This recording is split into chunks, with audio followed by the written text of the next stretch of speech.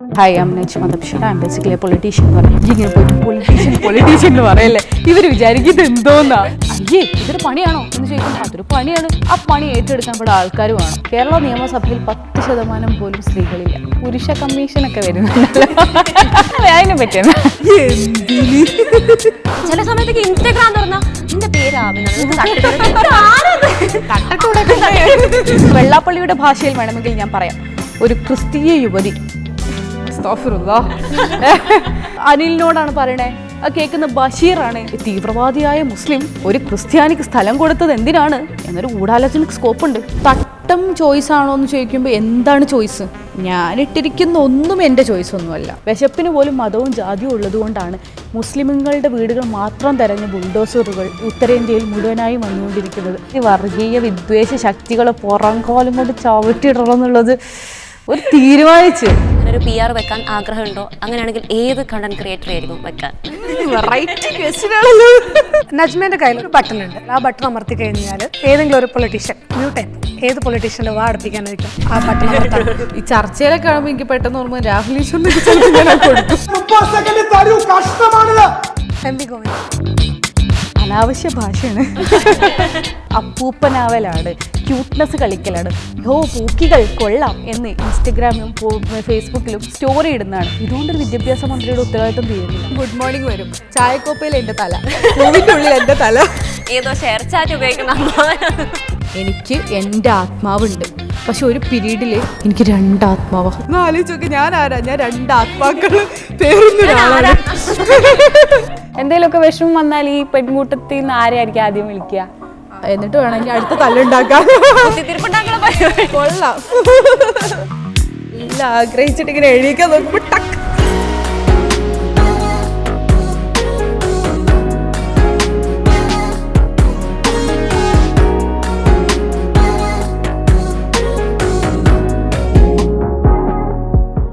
മതമാണ് പ്രശ്നം എന്നുള്ള പ്രസംഗം ഇപ്പോൾ വീണ്ടും ചർച്ചയായിക്കൊണ്ടിരിക്കുകയാണ്.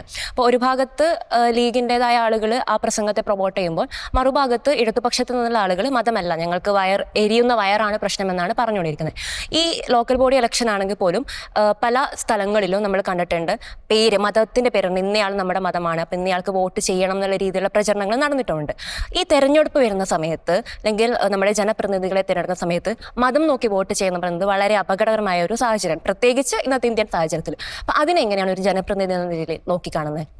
തീർച്ചയായും അതിനെക്കുറിച്ച് പറയുമ്പോൾ ഈ പറഞ്ഞ പോലെ തന്നെ മതവും സാമുദായികതയും ഒക്കെ വേർതിരിച്ച് വേണം പറയാൻ എന്നാണ് ഞാൻ വിശ്വസിക്കുന്നത്. കാരണം ഞാൻ ഇന്ത്യൻ യൂണിയൻ മുസ്ലിം ലീഗ് എന്ന് പറയുന്ന ഒരു രാഷ്ട്രീയ പാർട്ടിയെ പ്രതിനിധീകരിക്കുന്ന ഒരാളാണ്. കൃത്യമായ സാമുദായിക രാഷ്ട്രീയം ഉയർത്തുന്ന ഒരു രാഷ്ട്രീയ പാർട്ടി കൂടിയാണ്. ഈ ഇന്ത്യൻ യൂണിയൻ മുസ്ലിം ലീഗിൻ്റെ പ്രതിനിധിയായ ഷാജിയിൽ നിന്നാണല്ലോ, KM ഷാജി സാഹിബിൽ നിന്നാണ് ഇങ്ങനെ ഒരു പ്രസ്താവന ഉണ്ടാകുന്നത്. അപ്പോൾ ഈ മതമാണ് പ്രശ്നം എന്ന് പറഞ്ഞോട് കൂടിയിട്ട് അതുവരെയുള്ള എല്ലാ ചർച്ചകളും നിൽക്കുകയും ഇവിടെ മതത്തിനു വേണ്ടി മാത്രം നിലകൊള്ളുന്നൊരു പ്രസ്ഥാനമാണിത്, ഈ മതത്തിൻ്റെ പേരിൽ വിഭാഗീയത ഉണ്ടാക്കുന്നതിന് വേണ്ടി നിലകൊള്ളുന്നൊരു പ്രസ്ഥാനമാണിത് എന്ന രൂപത്തിലൊരു നെറേറ്റീവ് സൃഷ്ടിക്കുകയും ചെയ്തിട്ടുണ്ട്. യഥാർത്ഥത്തിൽ മതം പറയുന്നതിനെ വർഗീയമായി ചിത്രീകരിക്കുന്നതാണ് നമ്മൾ നേരിടുന്ന ഏറ്റവും വലിയ പ്രശ്നം. മതവും വർഗീയതയും രണ്ടാണ്. വർഗീയത മതത്തിൻ്റെ മാത്രമല്ല, ഏതൊരു കോൺസെപ്റ്റും ഏതൊരു ഇസവും ഒരു പരമാവധി എക്സ്റ്റെൻറ്റിലേക്ക് പോയാൽ അത് വർഗീയതയാണ്. അത് കമ്മ്യൂണിസം ആയാലും ശരി, അത് മതമായാലും ശരി, മറ്റേത് ആശയമാണെങ്കിലും ശരി. മതം എന്ന് പറയുന്നത് ഒരു മനുഷ്യൻ്റെ സമൂഹജീവി എന്ന നിലയിൽ മനുഷ്യൻ്റെ ശരിയായ നിലനിൽപ്പിന് വേണ്ടി ഉണ്ടാക്കപ്പെട്ടിട്ടുള്ള അല്ലെങ്കിൽ ഉണ്ടായിട്ടുള്ള ദൈവത്തിൽ വിശ്വസിക്കുന്ന മനുഷ്യന്മാരുടെ ഒരു കൂട്ടമാണ്. ഞാൻ ഈ കോണ്ടെക്സ്റ്റിലേക്ക് തന്നെ വരാം. മതമാണ് പ്രശ്നം എന്ന് KM ഷാജി പ്രസംഗിക്കുന്നത് 2025-ലാണ്. നമ്മൾ നമ്മുടെ ചുറ്റിലുള്ള എല്ലാ യാഥാർത്ഥ്യങ്ങളെയും പൂർണ്ണമായും പടിവാതിലിൽ നിന്ന് പുറത്തടിച്ചുകൊണ്ട് ഇവിടെ മതം എന്നൊരു സാധനം ഇല്ല, ഇവിടെ ജാതി എന്നൊരു കോൺസെപ്റ്റ് ഇല്ല, ഇതിനൊക്കെ അപ്പുറത്തേക്ക് നമ്മൾ വളരെ പരമപ്രധാനമായ മനുഷ്യരാണ് എന്ന് CPM പറയുന്ന ഈ പ്രകടനപരതയോട് കൃത്യമായി വെല്ലുവിളി നടത്തുന്ന ഒരു പ്രസ്താവനയായിരുന്നു അത്. ഇന്ന് നമ്മളെ രാജ്യത്ത് ജീവിക്കുന്ന ഏതൊരു മനുഷ്യനെ സംബന്ധിച്ചിടത്തോളം അവന് അല്ലെങ്കിൽ അവൾക്ക് മതമുണ്ട്. അതെങ്ങനെയാണ് മതം ഉണ്ടാകുന്നത്? നിങ്ങളൊരു ബിലീവർ ആണെങ്കിലും ശരി അല്ലെങ്കിലും ശരി, നിങ്ങളുടെ പേര് കൊണ്ട്, നിങ്ങൾ കഴിക്കുന്ന ഭക്ഷണം കൊണ്ട്, നിങ്ങൾ ധരിക്കുന്ന വസ്ത്രം കൊണ്ട് നിങ്ങൾ വേട്ടയാടപ്പെടുന്ന ഒരു സാഹചര്യത്തിലാണ് നമ്മൾ ജീവിക്കുന്നത്. മതത്തിൻ്റെ പേരിലായാലും ശരി, ജാതിയുടെ പേരിലായാലും ശരി. പക്ഷേ ഈ യാഥാർത്ഥ്യങ്ങൾക്ക് നേരെ കണ്ണടക്കുന്ന കമ്മ്യൂണിസ്റ്റ് പാർട്ടി ഇതിനെ ഉപരിപ്ലവമായിട്ടാണ് നേരിടാൻ ശ്രമിക്കുന്നത്. ജാതി എന്നൊരു പ്രശ്നം ഇവിടെ നിലനിൽക്കുമ്പോൾ മതത്തിന്റെ പേരിൽ ആളുകൾ ന്യൂനപക്ഷങ്ങൾ വേട്ടയാടപ്പെടുമ്പോൾ, പ്രത്യേകിച്ച് ഇന്ത്യയിൽ ഒന്നാമത്തെ ടാർഗറ്റ് എന്ന് പറയുമ്പോൾ 2014 മുതൽക്ക് അങ്ങോട്ട് കൃത്യമായി നമുക്കറിയാം RSSന്റെ BJPയുടെ ഒക്കെ ഗവൺമെന്റിന്റെ ഒന്നാം ടാർഗറ്റ് ഇവിടെ മുസ്ലിങ്ങളാണ്, രണ്ടാം ടാർഗറ്റ് ക്രിസ്ത്യാനികളാണ്, പിന്നീട് കമ്മ്യൂണിസ്റ്റുകളാണ്. ഇങ്ങനെ എല്ലാവരും ഇവരുടെ ടാർഗറ്റാണ്. ആ ടാർഗറ്റ് ആവുന്ന സമയത്ത് അതിനെ നമ്മൾ കൃത്യമായി നേരിടാതെ, വിഷയം സ്പെസിഫിക്കായി നേരിടാതെ, ഇവിടെ മതമില്ല എന്ന് പറയുന്നത് ആ പ്രശ്നത്തിന് ആക്കം കൂട്ടുകയാണ്. അവിടെ നമ്മൾ കൃത്യമായി പറയുകയാണ്, ഇവിടെ വിശപ്പിന് പോലും മതവും ജാതിയുമുണ്ട്. വിശപ്പിന് പോലും മതവും ജാതിയും ഉള്ളതുകൊണ്ടാണ് മുസ്ലിമുകളുടെ വീടുകൾ മാത്രം തെരഞ്ഞ ബുൾഡോസറുകൾ ഉത്തരേന്ത്യയിൽ മുഴുവനായി വന്നുകൊണ്ടിരിക്കുന്നത്. വിശപ്പിന് ജാതി ഉള്ളതുകൊണ്ട് തന്നെയാണ് കേരളത്തിൽ സവർണ സംവരണം പാസ്സാവുമ്പോൾ അതിൽ യാതൊരു പ്രശ്നവുമില്ല, ഇതും സംവരണത്തിൻ്റെ ഭാഗമാണ് എന്ന ശുദ്ധ ഭോഷ്ക്ക് അവർക്ക് സംസാരിക്കാൻ സാധിക്കുന്നത്. അതുകൊണ്ട് തന്നെ മതമാണ് പ്രശ്നം എന്ന് പറയുന്നത് ഒരു കൂട്ടരുടെ മുഖമടിച്ചിട്ടുള്ള അടിയാണ്. അതൊരു പ്രശ്നമുള്ള സ്റ്റേറ്റ്മെൻ്റ് ആയിട്ട് ഞാൻ മനസ്സിലാക്കുന്നില്ല. അതൊരു പൊളിറ്റിക്കൽ സ്റ്റേറ്റ്മെൻ്റ് ആണ്. അതിൻ്റെ മെറിറ്റിലിരുന്നുകൊണ്ട് അതിനെ മനസ്സിലാക്കാൻ ശ്രമിക്കാതെ ദുർവ്യാഖ്യാനം ചെയ്യുന്നിടത്താണ് പ്രശ്നം ബാധിക്കുന്നത്. തെരഞ്ഞെടുപ്പിൽ സ്ഥാനാർത്ഥികളുടെ പേര് നോക്കി ഇന്നേ മതമാണ് അപ്പം വോട്ട് ചെയ്യണം എന്ന് പറയുന്നതിനെ കുറിച്ച് തീർച്ചയായിട്ടും അങ്ങനെ ഒരു കാര്യം ഇപ്പോൾ ഏത് രാഷ്ട്രീയ പാർട്ടികളും ആവട്ടെ, തെരഞ്ഞെടുപ്പ് രാഷ്ട്രീയത്തിലേക്ക് വരുമ്പോൾ ധാർമ്മികത പുറത്തു നിൽക്കുകയും മതവും ജാതിയും ആ ഏരിയയിലുള്ള ആളുകൾ ഏത് മതത്തിൽപ്പെട്ടവരാണ് ജാതിയിൽപ്പെട്ടവരാണ് എന്ന് നോക്കിക്കൊണ്ട് സ്ഥാനാർത്ഥിയെ നിശ്ചയിക്കുന്ന ഒരു പ്രവണത ഇവിടെയുണ്ട്. നമ്മൾ പറയുന്നത് ഒരു തെരഞ്ഞെടുപ്പിൽ വിജയിക്കാൻ അയാൾ വിശ്വാസിയാണോ അല്ലയോ എന്നുള്ളത് മാനദണ്ഡമാവരുത് എന്ന് എല്ലാ കാലത്തും നമ്മൾ പറയുന്നുണ്ട്. അതിനപ്പുറത്തേക്ക് ഇത് പ്രാതിനിധ്യ രാഷ്ട്രീയത്തിൻ്റെ ഒരു കാര്യമാണ്. ആ പ്രാതിനിധ്യ രാഷ്ട്രീയം ഏറ്റവും കൂടുതൽ ആവശ്യപ്പെടുന്നത് മതനിരപേക്ഷമായൊരു കോൺസെപ്റ്റിനെയാണ്. ആ മതനിരപേക്ഷതയെ ഉയർത്തിപ്പിടിക്കണം. ഇവിടെ CPMന്റെ സ്ഥാനാർത്ഥിയായിരുന്നു, ഇയാൾ 5 നേരം പള്ളിയിൽ പോകുന്ന ആളാണ് എന്ന് പറഞ്ഞ് വോട്ട് പിടിക്കുന്നത്. മതമില്ലാത്ത ആൾക്കാരാണ് ഇയാൾ 5 നേരം പള്ളിയിൽ പോകുന്നതാണ്, നിങ്ങൾ വോട്ട് ചെയ്യണം എന്ന് പറയുന്ന ഒരു സാഹചര്യത്തിലേക്ക് എത്തുന്നത്. അത് പള്ളിയെക്കുറിച്ച് മാത്രമല്ല, ഓരോ കോണ്ടെക്സ്റ്റിലും വ്യത്യാസപ്പെടും. അത് ഈ പറഞ്ഞ പോലെ നമ്മൾ വ്യക്തമായിട്ട് മനസ്സിലാക്കേണ്ട ഒരു ഇരട്ടത്താപ്പ് അതിനകത്തുണ്ട്. ആ ഇരട്ടത്താപ്പിനെ നമ്മൾ റിവീൽ ചെയ്യണം, കുറച്ചും കൂടി മുഖംമൂടി അഴിച്ച് ദൃശ്യമാക്കുകയാണ് യഥാർത്ഥത്തിൽ ചെയ്യുന്നതെന്ന് മാത്രമേ തോന്നുന്നുള്ളൂ. അത് ഏറ്റവും മോശപ്പെട്ടൊരു വസ്തുതയാണ്. നമ്മളെ സംബന്ധിച്ചിടത്തോളം മതനിരപേക്ഷതയാണ് ഏത് രാഷ്ട്രീയ പ്രസ്ഥാനത്തിൻ്റെയും അടിസ്ഥാന കാതലാവേണ്ടത്. ഇപ്പം ഈ പൊളിറ്റിക്സിലേക്കുള്ള വരവ് എങ്ങനെയാണ്? എല്ലാവർക്കും ഒരു പോയിന്റ് ഉണ്ടാവുമല്ലോ, ഓക്കെ എൻ്റെ വേ ഇതാണ്, എൻ്റെ ഒരു പാത്ത് ഇതാണ് എന്ന് നമ്മൾ ചിന്തിക്കുന്ന അത് ഏത് പ്രായത്തിലായിരുന്നു, അല്ലെങ്കിൽ അങ്ങനെ എന്തെങ്കിലും ഒരു മൊമെന്റ്, എന്തെങ്കിലും ഒരു സ്ട്രൈക്കിംഗ് സാധനം ഉണ്ടായിട്ടുണ്ടോ? Okay, this is my path, this is my way, അങ്ങനെ ഒരു അല്ല, എനിക്ക് അങ്ങനെ ഒരു സ്പെസിഫിക് മൊമെന്റ് ഒന്നും പറയാനില്ല. ആഗ്രഹങ്ങൾ ഉണ്ടായിരുന്നു ചെറുപ്പം മുതലേ, ഇങ്ങനെ ഇന്ന വേ ഓഫ് ലൈഫ് ആയിരിക്കണം, ആ വേ ഓഫ് ലൈഫ് പൊളിറ്റിക്സ് ആണ് എന്നറിയില്ലായിരുന്നു. ഇതാവണം എൻ്റെ വേ ഓഫ് ലൈഫ് എന്നൊരു സാധനം ഉണ്ടായിരുന്നു. അന്ന് നമ്മൾ വിചാരിക്കുന്നത് സോഷ്യൽ വർക്കാണല്ലോ, അങ്ങനെയാ. കാരണം പൊളിറ്റിക്സ് അതിൻ്റെ ഉള്ളിൽ പെൺകുട്ടികൾ വർക്ക് ചെയ്യുന്ന നമ്മളിങ്ങനെ കാണണമൊന്നുമില്ലല്ലോ, അപ്പം സോഷ്യൽ വർക്കായിരിക്കും എന്നാണ് നമ്മൾ വിചാരിച്ചിട്ടുണ്ടായിരുന്നത്. പിന്നീട് സത്യം പറഞ്ഞാൽ കോളേജ് പഠിക്കുന്നു, ഹരിതയിലൂടെ നമ്മൾ കുറേ നല്ല ബന്ധങ്ങൾ ഉണ്ടാകുന്നു. നമ്മൾ പൊളിറ്റിക്സ്, മുസ്ലിം ലീഗിൻ്റെ പൊളിറ്റിക്സ്, അതിൻ്റെ വർക്കുകൾ, ഹരിത എന്ന് പറയുന്ന ഒരു സാധനം നമ്മൾ ഭയങ്കരമായിട്ട് ഞങ്ങളെപ്പോഴും പറയാം, നമ്മളെ ഷേപ്പ് ചെയ്തിട്ടുണ്ട്. നമ്മൾ ആരാണ് എന്നതിന് ഷേപ്പ് ചെയ്തൊരു വലിയ ഘടകമാണ് ഹരിത എന്ന് പറയുന്നത്. അപ്പം അതിൻ്റെ ഉള്ളിൽ കൂടി ആ വേ ഓഫ് ലൈഫ് ഉണ്ടായിത്തീരുന്നു. പിന്നെ നമ്മളിങ്ങനെ പ്രയോറിറ്റൈസ് ചെയ്യേണ്ട ഒരു സമയം വരും. നമ്മളെ പൊളിറ്റിക്സ് അല്ലെങ്കിൽ പ്രൊഫഷന് അല്ലെങ്കിൽ ലൈഫ്, മറ്റു ഡ്രീംസ് എന്നൊക്കെ പ്രയോറിറ്റൈസ് ചെയ്യുന്ന സമയം ഉണ്ടാകുമ്പോഴാണ് നമുക്ക് മനസ്സിലാവുന്നത് നമുക്കൊരു ഉത്തരവാദിത്തം ഉണ്ട് ഈ ലോകത്തിൽ, നമുക്ക് എന്തൊക്കെയോ ചെയ്യാൻ പറ്റും. നമുക്കൊരു ഒരു സാധനം നമ്മൾ ചെയ്യേണ്ടതുണ്ട്, അത് ഇതാണ് എന്നൊരു തോന്നല് ഗ്രാജുവലി ഉണ്ടായതാ. പല സമയത്തും തോന്നിയിട്ടുണ്ട് പൊളിറ്റിക്സ് ഒരു ജീവിത മാർഗമൊന്നും അല്ലല്ലോ നമ്മളെ നാട്ടില്. നീ എന്ത് ചെയ്യുന്നു, ഞാനൊരു പൊളിറ്റീഷ്യനാണ് എന്നാരെങ്കിലും പറയുമോ? ഞാനങ്ങനെ പറഞ്ഞിട്ടുണ്ട്. എന്ന് വെച്ചാല് ഞങ്ങൾ IVLPന്റെ ഭാഗമായിട്ടൊരു US ട്രിപ്പ് ഉണ്ടായിരുന്നല്ലോ. അപ്പം ഞാൻ എവിടെയും പരിചയപ്പെടുത്തുമ്പോൾ hi I am Najma Tabshira, I am basically a politician എന്ന് പറയും. അപ്പോൾ എൻ്റെ കൂടെയുള്ളൊരു വളരെ നല്ലൊരു സുഹൃത്ത് എന്നോട് പറഞ്ഞു, ഈ ഇങ്ങനെ പോയിട്ട് പൊളിറ്റീഷ്യൻ എന്ന് പറയല്ലേ, ഇവർ വിചാരിക്കും ഇത് എന്തോന്നാണ്, ഈ ഒന്നുമില്ലെങ്കിൽ ഒരു ബ്ലോക്ക് പഞ്ചായത്ത് മെമ്പറാണെന്നെങ്കിലും പറഞ്ഞു, അവിടെ ഒരു ഭയങ്കര കൗണ്ടിൻ്റെ മറ്റേ ചെയർപേഴ്സൺ ആണ് ഞാൻ എന്നൊക്കെ പറഞ്ഞു. അതായത് പൊളിറ്റീഷ്യൻ എന്നൊക്കെ ഉള്ള അഡ്രസ്സാണോ എന്ന് ചോദിച്ചു. പക്ഷേ അത് നമ്മൾ ഇൻറ്റൻഷനലി പറയുന്നതാ പൊളിറ്റീഷ്യൻ. അങ്ങനെ കുറേ സ്ത്രീകൾ ഇവിടെ ഉണ്ട്, പൊളിറ്റീഷ്യനായിട്ട് കുറേ സ്ത്രീകളുണ്ട്. പിന്നെ ഇതൊരു പണിയാണെന്ന് പറഞ്ഞാൽ ഇതൊരു പണിയാണോ എന്ന് ചോദിക്കുമ്പോൾ അതൊരു പണിയാണ്, അതൊരു വൻ പണിയാണ്. ആ പണി ഏറ്റെടുക്കാൻ ഇവിടെ ആൾക്കാർ വേണം. നമുക്കറിയില്ല അത് എത്ര കാലം നമ്മൾ മുന്നോട്ട് പോകുന്നു, പക്ഷെ എന്നാലും അത് നമ്മൾ വളരെ ഒരു ഉത്തരവാദിത്വ ബോധം എന്നൊരു തോന്നൽ നമ്മൾ ഏറ്റെടുക്കണം. ഞാൻ മാത്രമല്ല കേട്ടോ, ഒരുപാട് ആൾക്കാർ, നമ്മളെ കൂടെയുള്ള ഒരുപാട് ആൾക്കാർ അങ്ങനെ തന്നെ വിചാരിച്ചിട്ട് ഇത് നമ്മൾ ചെയ്യേണ്ടുന്ന ഒരു ഉത്തരവാദിത്തമാണ് എന്ന് തോന്നിയിട്ട് നിൽക്കുന്ന. മുമ്പ് ഒരു ചാനലിനടുത്ത് ഇങ്ങനെ സംസാരിച്ചപ്പോൾ പറയുന്നുണ്ടായിരുന്നു, ഈ ജനങ്ങൾക്ക് വേണ്ട വികസനത്തിനെ പറ്റി, ജനങ്ങൾക്ക് ബാക്കി പറയുന്ന വലിയ വലിയ കഥകളും രാഷ്ട്രീയങ്ങളും ഒന്നും അറിയണ്ട, അവരുടെ വീടിന്റെ ഭാഗത്തേക്ക് പോകുന്ന ആ ചെറിയ റോഡും അങ്ങ് നേരാക്കി കിട്ടുന്നുണ്ടല്ലോ, അവർ അതിൽ ഹാപ്പി ആയിരിക്കും, അവർക്ക് അതാണ് അവർ ആഗ്രഹിക്കുന്ന വികസനം എന്ന് പറയുന്നുണ്ടായിരുന്നു. ശരിക്കും ജനങ്ങളുടെ നീഡ്സ് ആൻഡ് വാണ്ട്സ് അത് തന്നെയാണോ? അത് ശരിയാണ്. എന്ന് വെച്ചാൽ നമ്മൾ പറയുന്ന, ഞാൻ വലിയൊരു എഡ്യൂക്കേഷൻ പ്രോജക്റ്റിനെ കുറിച്ച് ആലോചിക്കുന്നുണ്ട്. അത് ഒരു സമൂഹത്തിൻ്റെ ഉയർച്ചയ്ക്ക് വേണ്ടി നമ്മൾ നിർബന്ധമായി ചെയ്യേണ്ട ഒരു സാധനമാണ്. പക്ഷേ സ്വന്തം വീട് പൊളിഞ്ഞാടിയെന്ന് അതാണ് ഞങ്ങൾ പറയുന്നത്. ഒരു മലപ്പുറത്ത് നമ്മൾ എങ്ങനെയാ പറയാ, പൊളിഞ്ഞാടിയെ.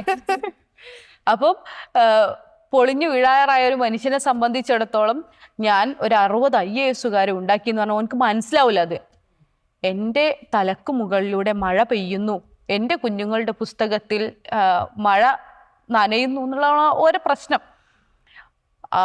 എനിക്ക് തോന്നുക നമ്മളൊരു പ്രാദേശിക വികസനം എന്ന് പറയുന്നതിൻ്റെ, അല്ലെങ്കിൽ തദ്ദേശ സ്വയംഭരണം, അങ്ങനെ തന്നെയാണ് പറയുന്നത്, തദ്ദേശ സ്വയംഭരണം. അന്ന് ഗാന്ധി പണ്ട് പറഞ്ഞ പോലെ തന്നെ ഇതോ ഓരോ ഗ്രാമ റിപ്പബ്ലിക്കുകൾ, അതിൻ്റെ ഒക്കെ ഒരു ഗുണം അതാണെന്ന്. ഇപ്പം ഞാൻ അവിടെ നിൽക്കുന്നതുകൊണ്ടായിരിക്കും എനിക്കിപ്പോൾ അത് ഭയങ്കര പ്രയോറിറ്റിയാണ് എന്ന് തോന്നുന്നത്.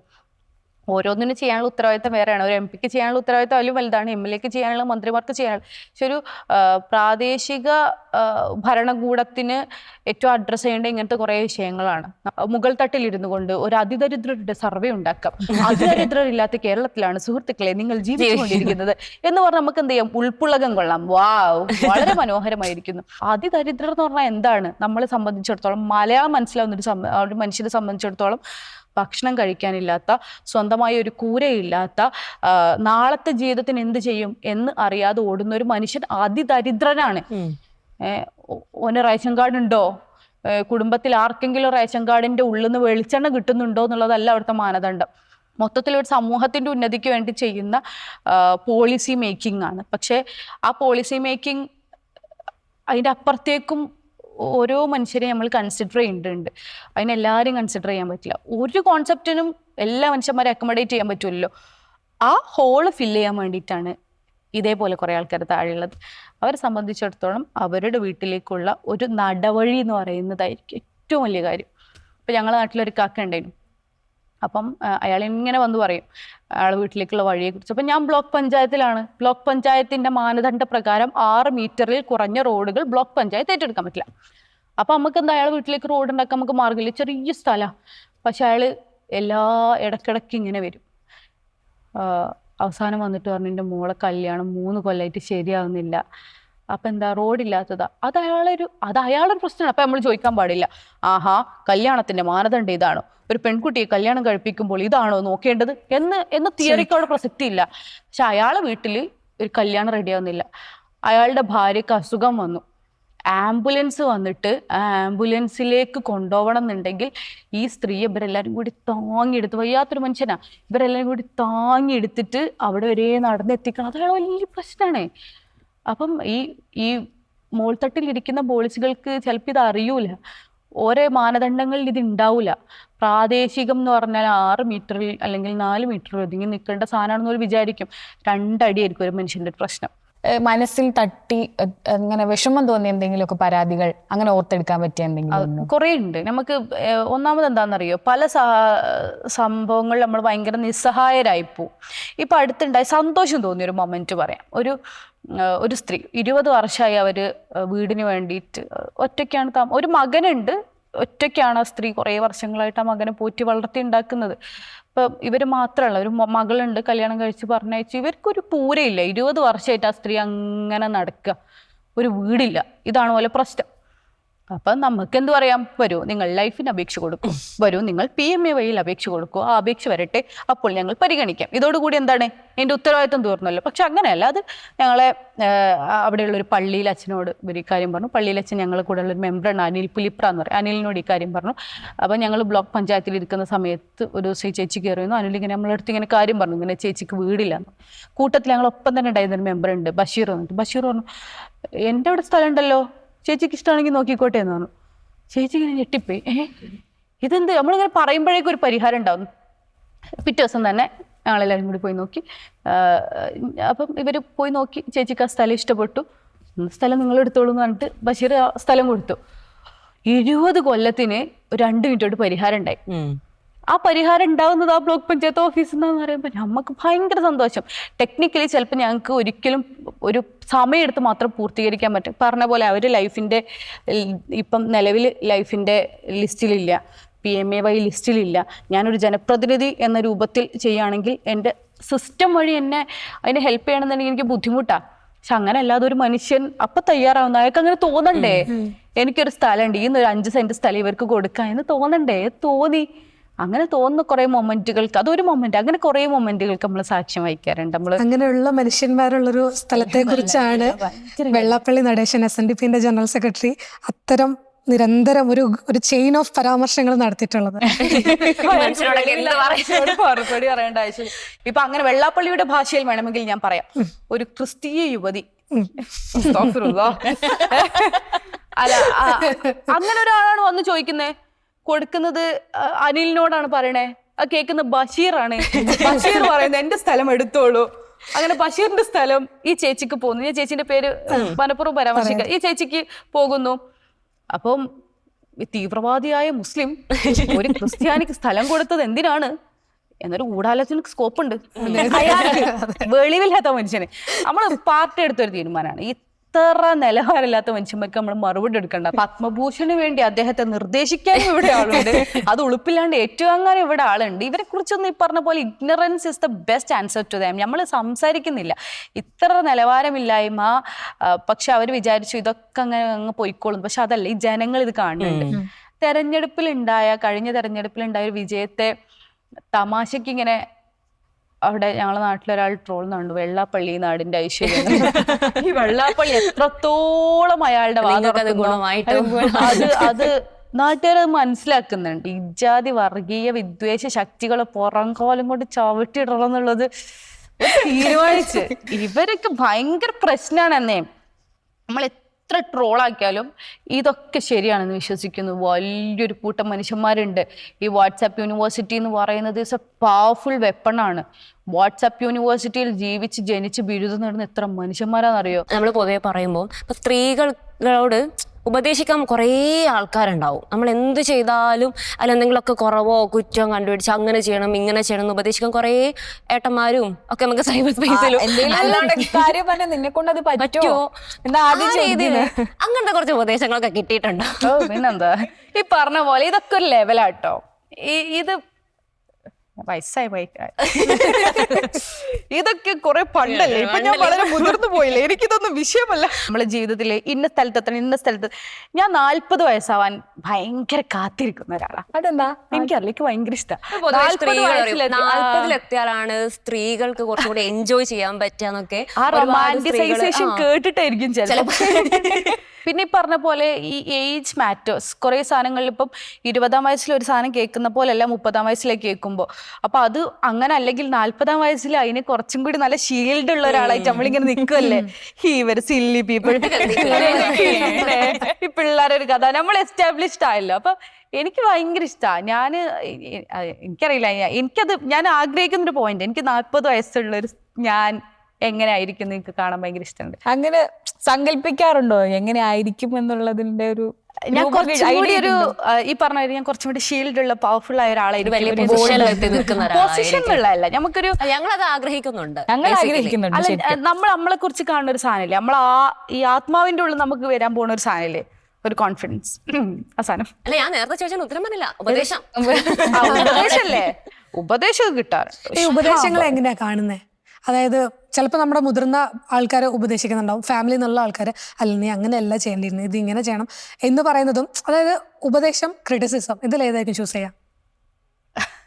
അത് എന്താണെന്നറിയോ, നമ്മൾ ഈ പറഞ്ഞ പോലെ തന്നെ ഇതൊന്നും നമ്മളെ ബാധിക്കൂല എന്ന് പറഞ്ഞാൽ ഇതൊക്കെ ബാധിക്കും കേട്ടോ. സത്യം പറയാം, എല്ലാം നമ്മളെ ബാധിക്കും.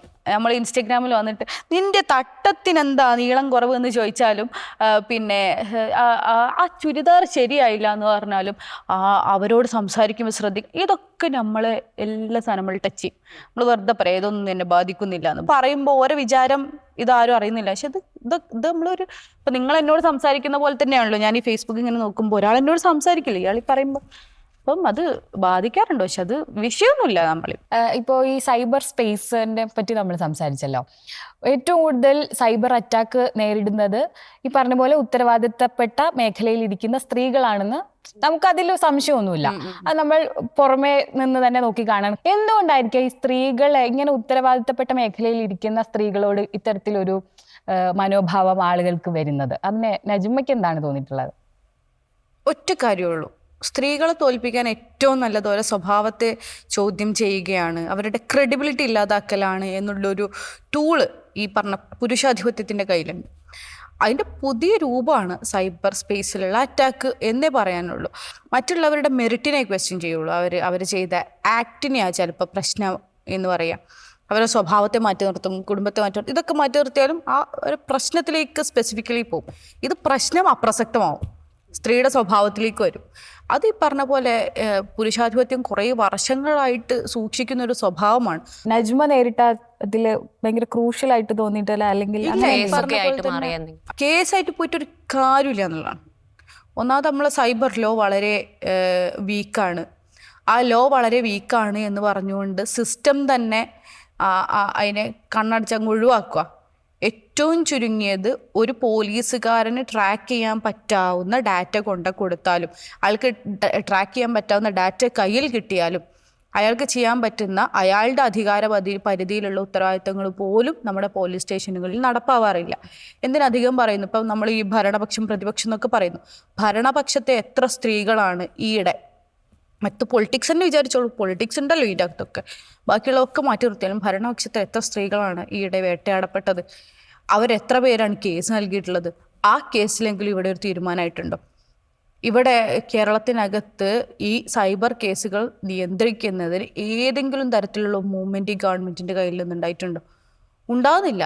അവർക്കും താല്പര്യമില്ല, ഇത് വേണമെന്നില്ല. കാരണം എന്താ, ഇതിൽ അവരും ആനന്ദം കണ്ടെത്തുന്നുണ്ട്, അവരിതിൻ്റെ ഗുണഭോക്താക്കളാണ്.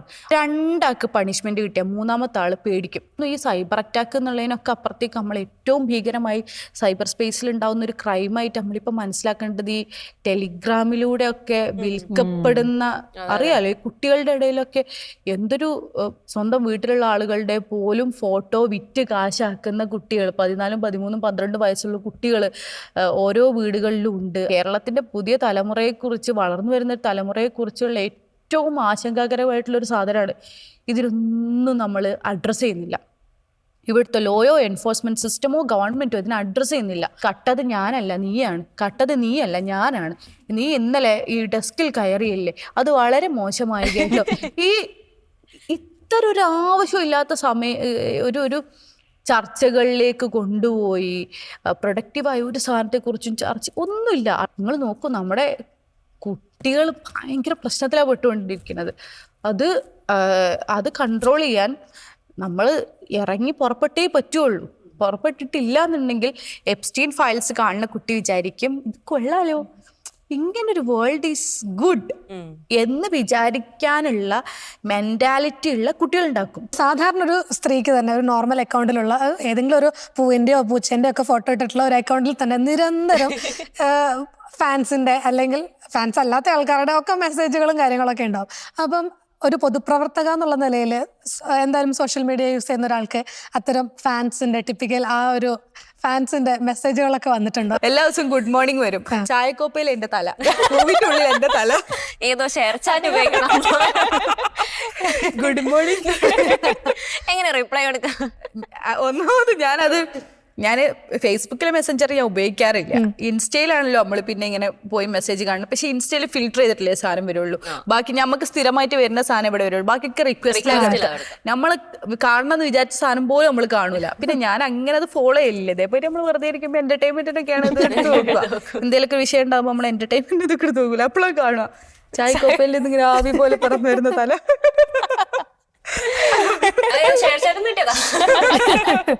ഞാനിടയ്ക്ക് കാര്യം ചോദിക്കാം, ഈ പുരുഷ കമ്മീഷൻ ഒക്കെ വരുന്നുണ്ട്,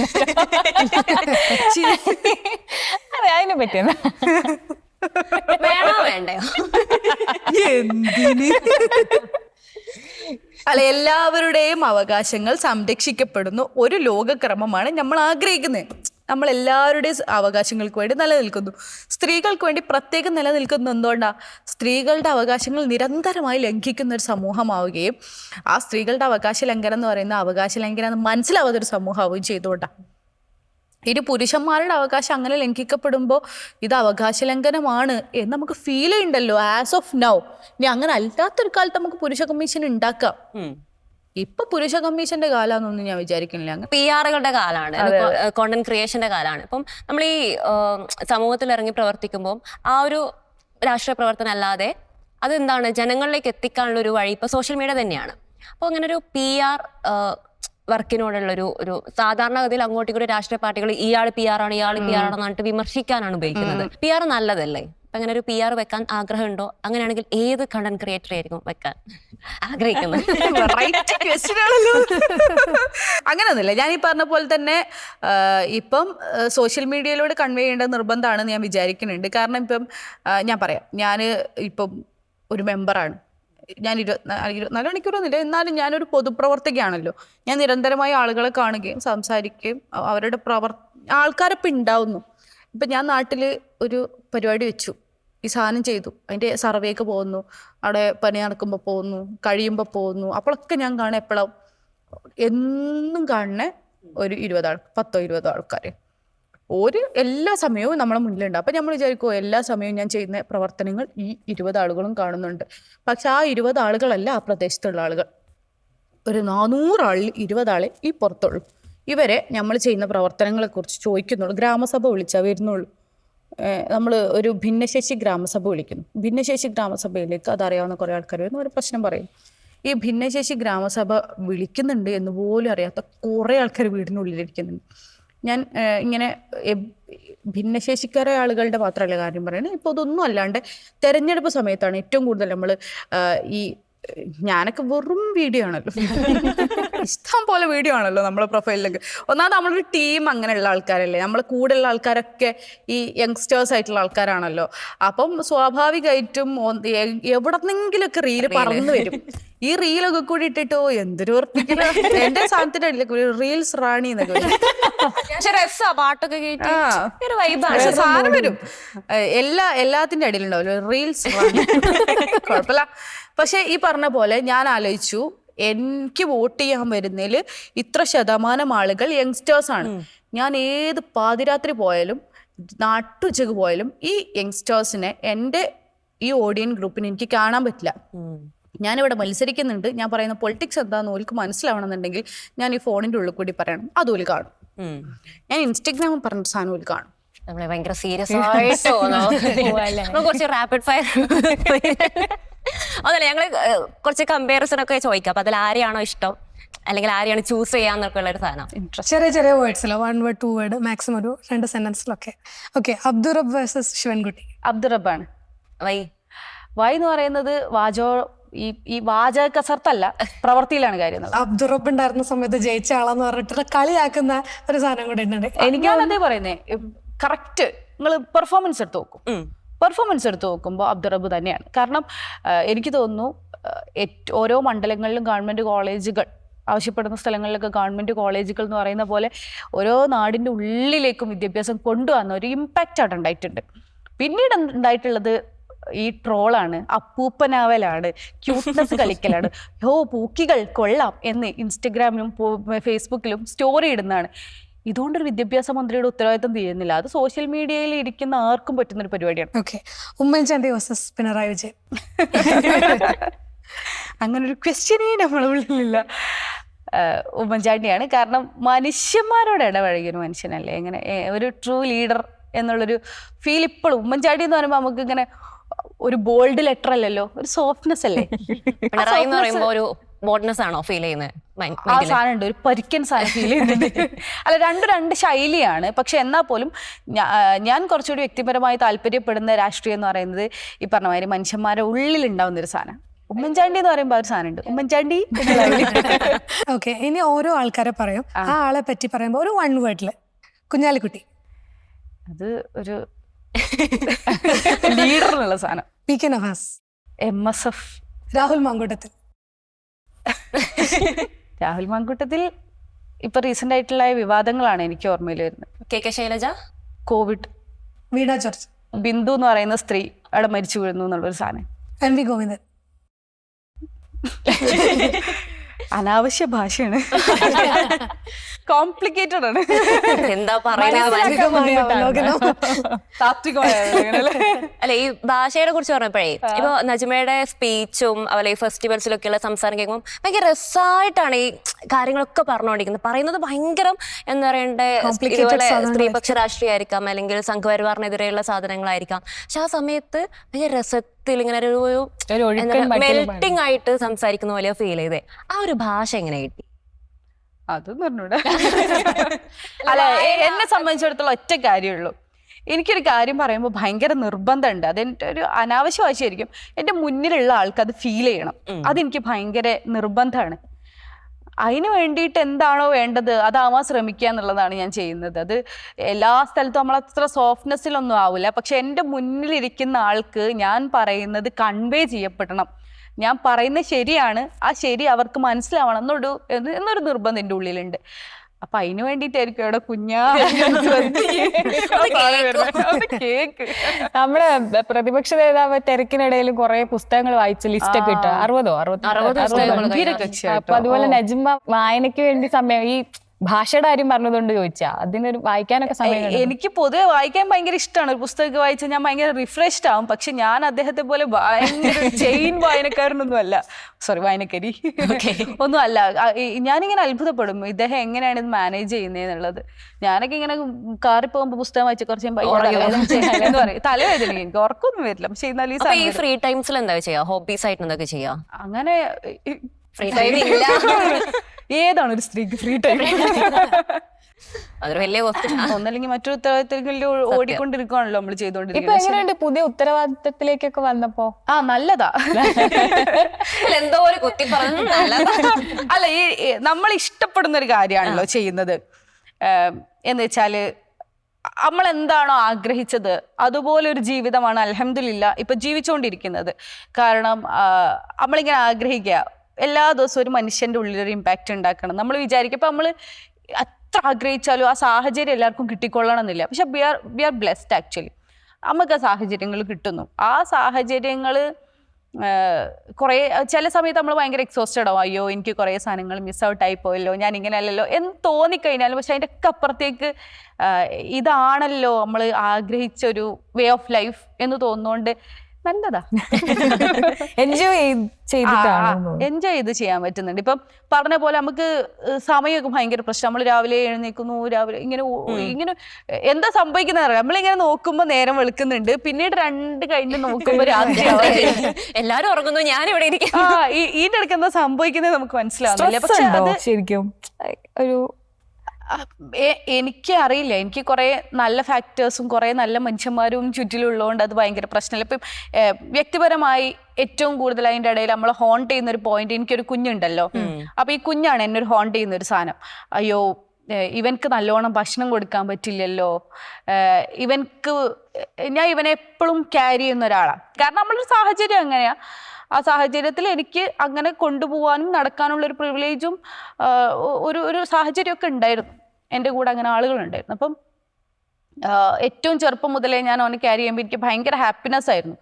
അവൻ്റെ കാര്യങ്ങളും നടക്കും, എൻ്റെ കാര്യങ്ങളും നടക്കും. പക്ഷെ കുറച്ചും കൂടി മുതിർന്ന് കഴിയുമ്പോൾ അതിലൊരു പ്രശ്നമുണ്ട്. ഓരോ കാര്യങ്ങൾ നടക്കൂല. ഈ ചെറിയ മക്കളാകുമ്പോൾ നമുക്ക് എന്ത് ചെയ്താൽ ഇങ്ങനെ കൊണ്ടുനടന്നാൽ മതിയല്ലോ. അവർക്ക് വേണ്ടപ്പോൾ കുറച്ച് പാല് കിട്ടുക, ഭക്ഷണം കിട്ടുക, എന്നാൽ പിന്നെ ഓരായിക്കോളും. പിന്നെ എവിടെയെങ്കിലും നിർത്തിയാൽ ഇവർക്ക് മനസ്സിലാവുന്നില്ലല്ലോ. പിന്നെ ഇവനിങ്ങനെ ഇതൊക്കെ എൻജോയ് ചെയ്യും. പക്ഷെ ഈ പ്രായം എന്ന് പറയുന്നത് ഇങ്ങനെ നമ്മൾ പറയില്ലേ, ഞങ്ങളുടെ നാട്ടിലൊക്കെ പറയും 3-ാം വയസ്സിലെ മൂച്ചിപ്പിരാന്ത്, 4-ാം വയസ്സിൽ നട്ടപ്പിരാന്ത്. അപ്പം അങ്ങനെ പൊട്ടിപ്പൊരിയണ ഒരു പ്രായം. ഈ പ്രായത്തിൽ നമ്മളൊരു പ്രോഗ്രാമിന് നമ്മളൊരു മീറ്റിംഗ് അറ്റൻഡ് ചെയ്യാണ്. ഈ കുഞ്ഞിനെ ഇവിടെ കൊടുത്തിട്ടാൽ അത് ഞാൻ അവനോട് ചെയ്യുന്ന ഏറ്റവും ക്രൂരതയാണ്. നമ്മളെപ്പോഴും ഭയങ്കര സീരിയസ് ഡിസ്കഷനിലാണ്. ഈ കുഞ്ഞ് അവന്റെ പ്രായത്തിൽ കേൾക്കേണ്ട ഒരു സാധനമല്ല ഇപ്പൊ ഞാൻ പറഞ്ഞുകൊണ്ടിരിക്കുന്നത്. അപ്പൊ അതിന്റെ ഇടയിൽ കൂടി ഓനെ വളരുന്നു എന്നൊക്കെ പറയുന്നത് എനിക്ക് ഭയങ്കര പ്രയാസം ഉണ്ടാക്കുന്നുണ്ട്. അപ്പം അതാണ് എൻ്റെ ഒരു ഹോണ്ടിങ് പോയിന്റ്. സ്ട്രെസ് ഉണ്ടോ അല്ലെങ്കിൽ നമുക്ക് എന്തെങ്കിലും ഒരു സാധനത്തിൽ ഒരു വിഷയമുള്ള ഒരു പോയിന്റ്. ബോണ്ടിങ് എങ്ങനെയാ?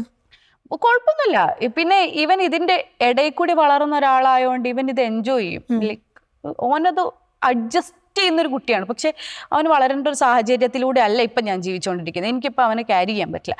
അപ്പം അൽഹംദുലില്ലാ ഇപ്പോൾ ഒരു രണ്ടാഴ്ചയായിട്ട് എൻ്റെ ഉമ്മാൻ്റെ കൂടെ ഉള്ളത്. അല്ല, ഇതിന്റെ കൂടെ മറ്റേ ബിന്ദു ടീച്ചർ ഒരു സമയത്ത് ഭയങ്കരമായിട്ട് വിമർശനം അല്ലെങ്കിൽ ട്രോളുകൾ കിട്ടിയത് ടീച്ചർ ഒരു എന്താണ് നമ്മള് പുറത്തു പോകുമ്പോൾ ഏത് സ്ത്രീയും പുറത്തും അവരുടെ വീടും തലയിൽ ചുമന്നാണ് പോകുന്നത്, അത് ഇംഗ്ലീഷ് പറഞ്ഞിട്ട് അവരെ ഭയങ്കരമായിട്ട് സൈബർ അറ്റാക്ക്. പക്ഷെ അവര് പറഞ്ഞത് കാതലായിട്ട് ഒരു വിഷയം.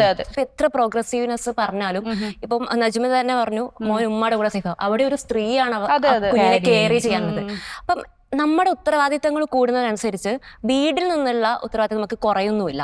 ഇതെങ്ങനെയാണ് അതിനൊരു ബാലൻസ് ചെയ്തുകൊണ്ടുവന്നേ? ഇത് എപ്പോഴാണ് നമ്മുടെ തലയിൽ നിന്ന് ഒഴിവാക്കി മാറ്റം വരുമെന്ന് പ്രതീക്ഷിക്കുന്നു?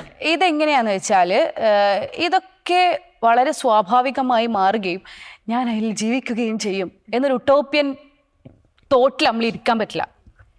നമ്മൾ നിരന്തരമായി ഇപ്പം വാട്ട് ഈസ് ലൈഫ് എന്ന് വെച്ചാൽ it's A series of struggling ആണ്. നമ്മളിങ്ങനെ സ്ട്രഗിൾ ചെയ്തുകൊണ്ടിരിക്കുക. പക്ഷെ ആ സ്ട്രഗ്ലിങ്ങിന് ഒരു റിസൾട്ട് ഉണ്ടാവണമെന്നുണ്ടെങ്കിൽ അതിന് ഒരു രസമുണ്ട്. ഇപ്പം നമ്മൾ വിചാരിക്കും, ഞാനല്ല നമ്മൾ ഓരോരുത്തരും വിചാരിക്കുന്നത്, എനിക്ക് തോന്നുന്നു നമ്മൾ മറ്റാരും നടന്നിട്ടില്ലാത്ത വഴികളിലൂടെ നടക്കുകയാണ് എന്ന് വെച്ചാൽ ഇതുവരെ ഉണ്ടായൊരു ജനറേഷൻ സാമ്പ്രദായികമായി നടന്നു വന്ന രീതിയിലല്ല ഇപ്പോഴത്തെ ഒരു ജനറേഷൻ നമ്മൾ നടന്നുകൊണ്ടിരിക്കുന്നത്. എല്ലാവരും വ്യത്യാസം ഉണ്ടാവും.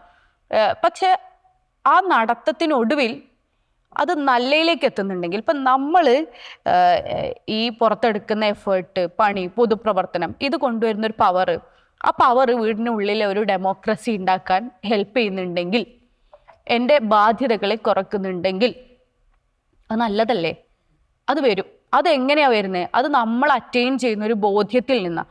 ആ ബോധ്യം ഏറ്റവും നന്നായി നമുക്ക് ഇമ്പാർട്ട് ചെയ്യാൻ പറ്റുന്നുണ്ടെങ്കിൽ, മറ്റൊരാൾക്ക് കൺവേ ചെയ്യാൻ പറ്റുന്നുണ്ടെങ്കിൽ സ്വാഭാവികമായിട്ടും ബാക്കിയുള്ളവരത് അക്സെപ്റ്റ് ചെയ്യും. ഞാൻ ഭയങ്കരമായ ഒച്ചപ്പാടിലും വിപ്ലവത്തിലും വിശ്വസിക്കുന്ന ഒരാളല്ല. അത് ഡിപ്പെൻസ്.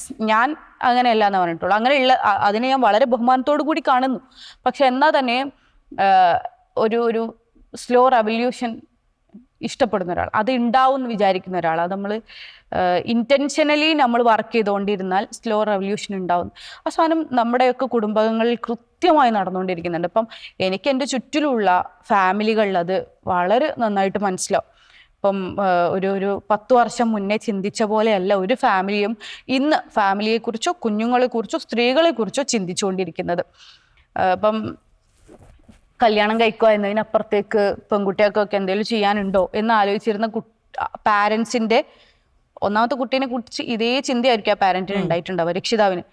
4ാമത്തെ കുട്ടീനെ വളർത്തുന്ന അതേ രക്ഷിതാവ് ഇന്ന് അവരും വല്ല ഹാർവേർഡിലും പോയി പഠിച്ചോട്ടെ എന്ന് പറയുന്നേക്കുമ്പോൾ നമ്മൾ വിചാരിക്കും ഇവർ മാറി.